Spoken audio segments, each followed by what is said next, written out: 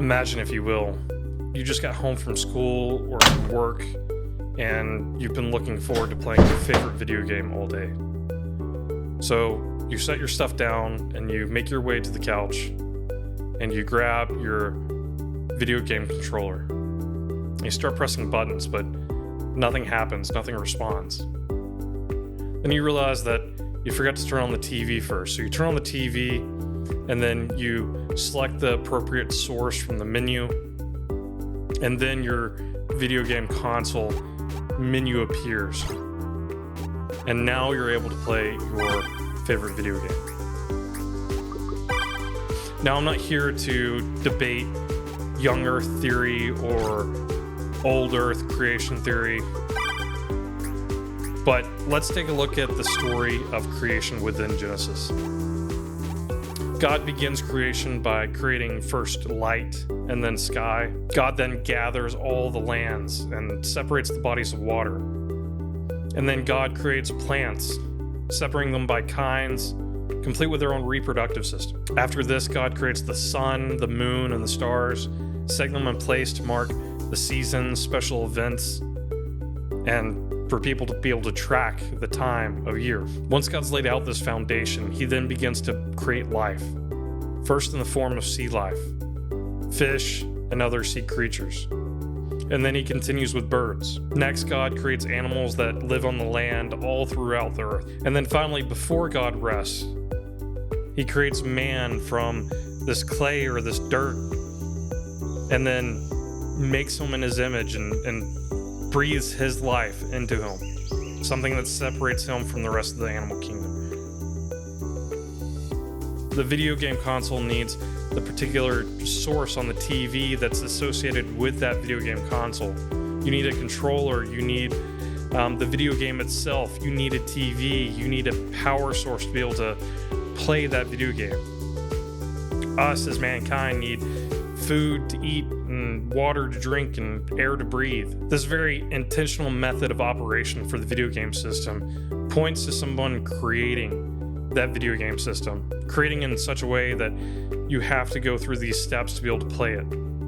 Everything's built up with the end purpose in mind, that to be able to play the video game that you want to play, you're first going to need the hardware, and then you're going to need a monitor, then you're going to need some sort of input system to be able to control that video game. The same thing can be said of us. If you look at the creation story in reverse, you'll see that even though we were created last, those building blocks, similar to the TV, similar to the remote, similar to the video game itself, and the video game console that controls the video game or allows you to play the video game, we were built up only after there was a land for us to live on. There's water for us to be able to drink. There was air for us to be able to breathe. There were stars to be able to communicate with us and to be able to track the seasons and the years. There was animals that provided clothing ultimately and food ultimately.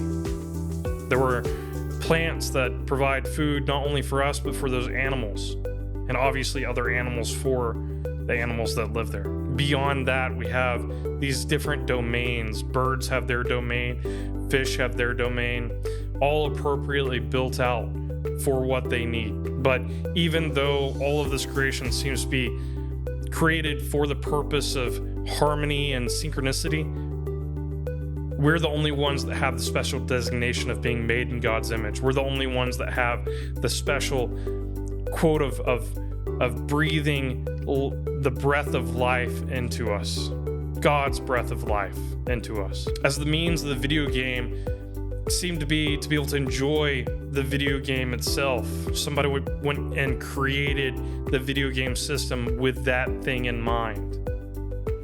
They had purpose behind their design. The same thing can be said about God's design. If God created, he must have had a purpose in mind. He must have had some sort of designation as far as what the purpose of this creation would be. And it's clear from the creation story that this is us. In the same way that we purchased the video game system, or the video game system was designed to be able to play the video game, all of creation points to the climax of the story, which is the creation of man. It's undebated that the video game console was designed and created for a purpose. Someone had to go and look at the hardware and figure out how to optimally allow air to flow through the hardware, that way it wouldn't overheat. Someone had to go and design the software to where not only the video game console itself would work, but then other creators could go and build off of that to create their own video games and allow consumers to be able to play those in the end. Someone had to go and figure out how to make it work with the TV. Someone had to go and design peripheral equipment for it, like controllers and headphones. However, when we view the earth and the universe and creation and life itself, we seem to discount this same level of design. Even though the universe is infinitely more complex, even ourselves, our life, and what we need is a lot more complex than what the video game system requires. We still haven't figured out DNA. We still haven't figured out all these different things that are built in a systemic way to allow for life to happen. And yet we still seem to debate whether there's a designer or not within the origin of life. It seems clear to me that if we just look at nature itself and the complexities of it, and the complexity of life, and the complexity of how well all these things work together, even if it's only on our planet, then it's clear that there must be some sort of intelligent design behind it, and that these things didn't come into being just by accident. As you go throughout your day, I challenge you to look at nature and look at those complexities and make that decision for yourself. Is it more reasonable for these things to come into existence by themselves, by pure accident? Sure, maybe over millions of times of particles hitting each other. But does that explain the complexity that we ended up with? Does that explain that the possibility for life through those complexities? And then I challenge you to recognize that ultimately the purpose of creation was you, was me, was all of mankind. God, being the loving creator that he is, knowing all the things that he knew, knowing everything before creation started, knowing where you would be, where I would be, knowing how the world would operate, still chose to create us because he loves us. And even those things are very painful, and those things are very much opposed to who God is, he still allowed for creation to happen. He still wanted creation to happen so that you and I and the rest of mankind could get a chance to exist and get a chance to serve him and get to know him. Know that God already knows you and desperately wants you to know him. Please subscribe and continue to follow along with me as we learn more about this loving and generous creator that we have in God.